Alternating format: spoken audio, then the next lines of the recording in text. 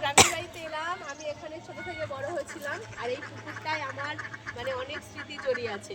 এই পুকুরে আমি স্নান করতাম ছোটবেলায়, ঠিক আছে। এখন তো মানে ছোট হয়ে গেছে, এদিকে মানে দেখো না এ পাশটা এখন প্রাচীর টাচীর দেওয়া হয়ে গেছে, ঘর হয়ে গেছে। এই পাশটা পুরোটা পুকুর ছিল, সে পাশেও কাকা ঘর করেছে ওইটা, ঠিক আছে। ওখানেও পুকুর ছিল, পুরো পুকুর, মানে এখান থেকে পুরো মানে কতটা লম্বা দেখেছো তো, অনেকটা বড় পুকুর। আর এখানে ঘাট ছিল, অনেক বড় ঘাট ছিল। এখন ঘাটটা না মানে আস্তে আস্তে ছোট হয়ে গেছে, আর মিডিলে পড়ে গেছে ঘাটটা।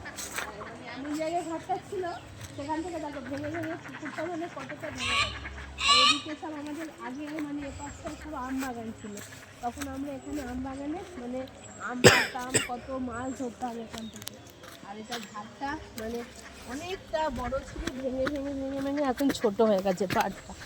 তো এখানে এখন আর কেউ স্নান টান করে না। আর কত হাঁস দেখো পুকুরে, দেখতে পাচ্ছ। আর আমাদের সেপাশে মানে আরো বাগান রয়েছে, ওদিকে যেতে পারি না, মানে এখন জঙ্গল হয়ে গেছে।